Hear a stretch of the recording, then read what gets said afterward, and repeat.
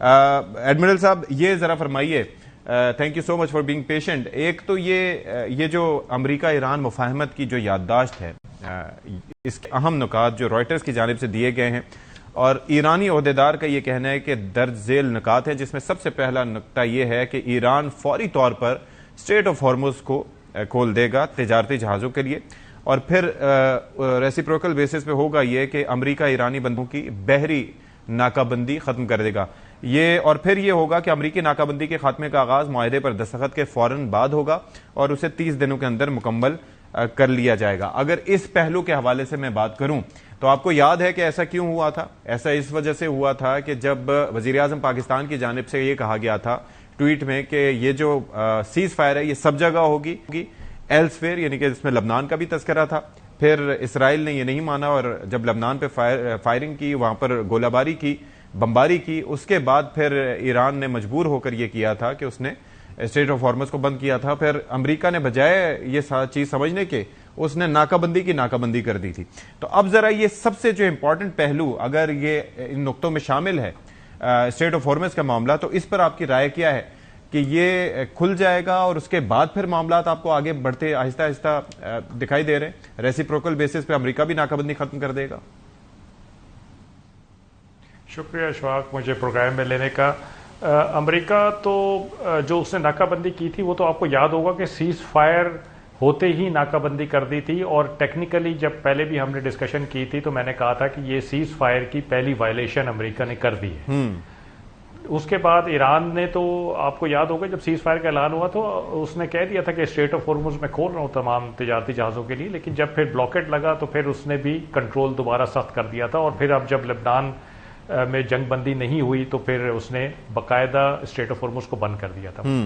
اس وقت میرا اپنا یہ خیال ہے کہ معاہدہ ہونے کی صورت میں یہ بالکل بات صحیح ہے کہ اسٹریٹ آف ہارمز تجارتی جہازوں کے لیے کھول دی جائے گی، ٹھیک ہے، لیکن اسٹریٹ آف ہارمز کا اسٹیٹس وہ نہیں رہے گا جو 28 فروری سے پہلے تھا. یعنی یہاں پہ جو آمد و رفت تھی وہ بالکل بحال تھی اور کھلی تھی ہر ایک کے لیے. میرا اپنا یہ خیال ہے کہ ایران اس پہ اپنا کنٹرول رکھے گا، اور یہ ایرانین لیڈرشپ کی طرف سے آپ نے اسٹیٹمنٹس بھی سنی ہوں گی. اچھا، یہ میں اس لیے کہہ رہا ہوں، اس خدشے کا اظہار اس لیے میں کر رہا ہوں کہ مجھے یہ لگتا ہے کہ اسٹریٹ آف ہارمز پہ کنٹرول رکھنا ایران کی اب مجبوری بن گیا ہے، اور اس کی وجہ یہ ہے کہ دنیا نے یہ دیکھ لیا ہے کہ ایران اسٹریٹ آف ہارمز کو کنٹرول کر سکتا ہے اور ہمیں ایزا پہنچا سکتا ہے.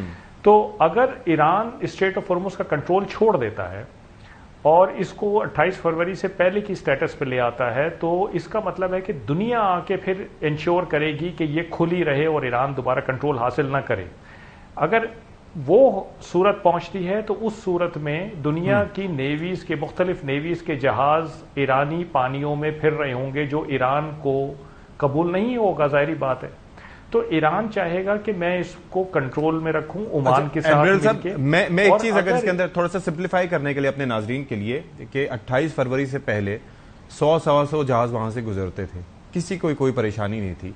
عراق اور ایران جب جنگ ہوئی تھی تب بھی ایران نے اس کو ایز اے ہتھیار یوز نہیں کیا تھا، لیکن اس دفعہ سب کو پتا تھا کہ اس کی اسٹریٹجک جو پوزیشننگ ہے وہ ایسی ہے کہ ایران ایسا کرے گا، اور ایران ایک عرصے سے اس کی تیاری کر رہا تھا. اب ذرا یہ بتائیں کہ اگر، کیونکہ ایران نے یوز اس کو ابھی کیا ہے، لیکن پاس تو پہلے بھی ایران کے پاس کیپیسٹی تھی کہ وہ اس کو چوک کر سکتا تھا، تو ایسا کیا کرے ایران کہ ایران کے پاس کنٹرول بھی رہے؟ کیونکہ ایسا نہیں ہو سکتا کہ ان تمام 2 مہینوں کے دوران یا 3 مہینوں کے دوران امریکہ نے ہر حربہ اختیار کرنے کی کوشش نہ کی ہو کہ کسی طریقے سے وہ اس کو کھلوا لے، اور ایران نے ہر حربہ استعمال نہ کیا ہو کہ کسی طرح سے کنٹرول اپنے پاس رکھے. تو اب کیسے کرے کہ یہ ہتھیار بھی ایران کے پاس رہے اور دنیا بھی ناراض نہ ہو؟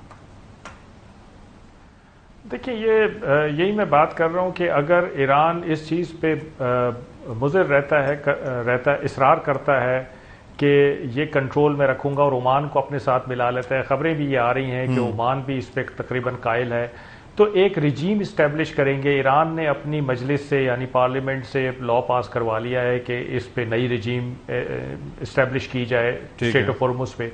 عمان بھی اگر ایسا کر لیتا ہے تو یہ ایک بالکل نایاب طریقہ ہوگا اسٹریٹ آف ہارمز کو یا کسی بھی اسٹریٹ کو بیسیکلی کنٹرول کرنے کا. اس سے پہلے اسٹریٹ آف جبرالٹر پہ ایک ایگریمنٹ ہوا ہے جس کے تحت ترکیے کو بیسیکلی پابند کیا گیا ہے کہ اس نے تجارتی جہازوں کو کیا رائٹس دینے ہیں اور ترکی کے کیا رائٹس ہیں. لیکن اب اسٹریٹ آف ملاکا ہے اور بہت ساری ایسی اسٹیٹس ہیں, ان میں ابھی تک کوئی ایسا سسٹم رائج نہیں ہے. تو اگر اسٹریٹ آف ہارمز پہ ایسا سسٹم رائج ہوتا ہے تو ایران کھول دے گا سب کے لیے, لیکن وہ یہ کہتا ہے کہ میرا کنٹرول ہوگا, مجھ سے کوآرڈینیٹ کر کے آئیں جائیں جہاز.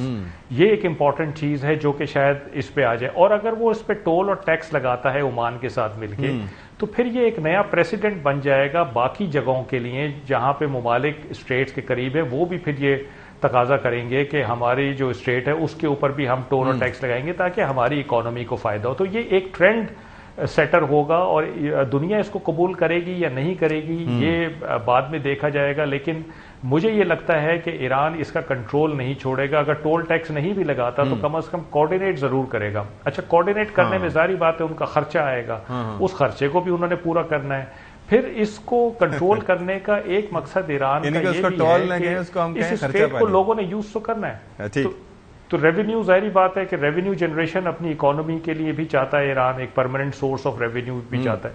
تو اب یہ ساری چیزیں مجھے لگتا ہے کہ جو اگلی بات چیت ہونی ہے اس میں یہ ساری چیزیں ڈیسائیڈ ہوں گی کہ کون کس کو کتنا لیوریج دیتا ہے. دنیا ظاہری بات ہے اس حق میں نہیں ہوگی کہ ایران اس پہ کنٹرول کرے. سر میں ایک چیز یہ جاننا چاہ رہا تھا کہ ایک تو وہ خرچہ پانی, دوسرا یہ ہے کہ یہ اسٹریٹ آف ملاکا کا حوالہ پہلے بھی دیا جاتا ہے. اب مجھے لگتا ہے کہ صرف چین کی 70% یا 60% ریکوائرمنٹ وہاں سے بھی پوری ہوتی ہے. It's one of the busiest lines, اور ہے نیرو, اتنا اس کا ایریا نہیں ہے جتنا اس کا ہے. لیکن وہاں پر کسی ملک نے کسی ملک پر جنگ مسلط نہیں کی تھی. کہ یہاں پر تو ہم بات کرتے ہیں لا آف دا سیز کی کہ جی کینالز پر تو ٹیکس لیا جا سکتا ہے کیونکہ انسان نے بنائی ہے, لیکن اسٹیٹس پہ نہیں کیونکہ وہ نیچرل سی ویز ہیں. لیکن اس طرح سے ان پرووکڈ کسی کے اوپر جنگ مسلط کی جائے گی, وہ تو ہر ہتھیار استعمال کرے گا. تو یہاں سے آپ کو یہ رستہ نکلتا وہ کوئی دکھائی دے رہا ہے, جو سوال میں نے ایڈمرل صاحب سے کیا؟ سب سے پہلی بات تو یہ ہے کہ یہ ان کا ٹرمپ کارڈ ہے ایران کا. ایران کے پاس ایک یہ اسٹریٹجک امپورٹنس والی چیز تھی, یا یوں کہہ سکتے ہیں کہ سینٹر آف گریوٹی اس وار کا, جی ٹرمپ کے خلاف ٹرمپ کارڈ, اور سینٹر آف گریوٹی اس وار کا یہ تھا, اور انہوں نے اس کو یوز کیا. آگے فیوچر میں کیا ہوگا اس کے بارے میں جو آپ نے مثال دی, فار ایگزامپل اس کی اسٹریٹ آف ملاکا کی بات کی آپ نے, اس کے علاوہ باب المندب کا ہم نام لے سکتے ہیں. یہ ہے آلدو یہ ان کے ٹیریٹوریل واٹر میں آتا ہے, عمان کا اور ان کا ٹیریٹوریل واٹرز ہیں, ان میں ٹیکنیکلی اسپیکنگ ایک کنٹری جو ہوتی ہے وہ اس کی ٹیریٹری ہے. لیکن جب آپ انٹرنیشنل شپنگ کی بات کرتے ہیں, سی لائنز آف کمیونیکیشن کی بات کرتے ہیں, یا انٹرنیشنل لا کی بات کرتے ہیں, تو اس کے لحاظ سے کوئی بھی کنٹری کسی کو بھی سٹاپ نہیں کر سکتی. ابھی آگے فیوچر میں کیا ہوگا اس کے بارے میں یہ ہے کہ میرا جو اپنا ذاتی خیال ہے کہ دونوں چیزیں سائملٹینیسلی ایک دوسرے کے ساتھ برابری میں کھلیں گی. بلاکیڈ آف ایرانین پورٹس اور اسٹریٹ آف ہارمز, اور اس سارے پروسیس میں it can take about 30 to 60 days. اور جہاں تک تعلق ہے اس چیز کا جی کہ پاکستان کو میں تھوڑا سا ایڈ کرنا چاہوں گا, جو حذیفہ صاحب فرما رہے تھے معاشی جو بینیفٹس ہونے, ان میں سب سے امپورٹنٹ چیز یہ کہ پاکستان نے جو کچھ کیا اس کو ٹرانزیکشنل نہیں کر کے کیا, کنڈیشنل کر کے نہیں کیا کہ ہمیں کیا فائدہ ہونا ہے. لیکن پاکستان نے ان کے لیے 6 بزنس کوریڈور کھول دیے ہیں. جب وہ 6 بزنس کوریڈور ان کے لیے کھل گئے ہیں, اور کل کو جب حالات ٹھیک ہو جاتے ہیں, تو میں تو اس کو بہت آپٹیمسٹکلی دیکھتا ہوں کہ چابہار اور گوادر سسٹر پورٹس بن جائیں, کمپلیمنٹری ٹو ایچ ادر بن جائیں. They won't be competing with each other, rather supplementing and complementing each other. اور اس میں جو امپورٹنٹ چیز میں بتانا چاہ رہا ہوں, افغانستان کی وجہ سے ہمیں ایشو ہو رہا تھا بیلٹ اینڈ روڈ انیشیٹو اور سی پیک کے linkage with the central Asia. تو ایران کے ساتھ جب آپ کا ریلیشن شپ ایسا ہو جاتا ہے, تو ایران کا جو کوریڈور ہے اس نے بھی جانا ہے سینٹرل ایشیا کو, ہم نے بھی جانا ہے, تو ایک دوسرے کو کمپلیمنٹ. سر چین سے بھی ہم گیٹ وے بنے گا نا, وہ اس کو ہم ڈسکس کریں گے انشاءاللہ. We'll have to take a break.